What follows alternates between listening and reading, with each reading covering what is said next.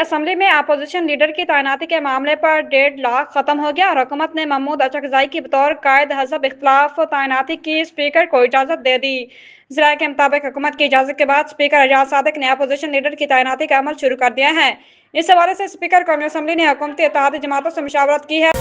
تھانہ گومل کی حدود میں پولیس کی بختر بند گاڑی کے قریب آئی ای ڈی دھماکے کے نتیجے میں 6 پولیس اہلکار شہید ہو گئے۔ تفصیلات کے مطابق ٹانک کے علاقے تھانہ گومل کی حدود میں پولیس کی بختر بند گاڑی کو آئی ای ڈی بم کے دھماکے کا نشانہ بنایا گیا، جس کے نتیجے میں 6 پولیس اہلکار شہید ہو گئے۔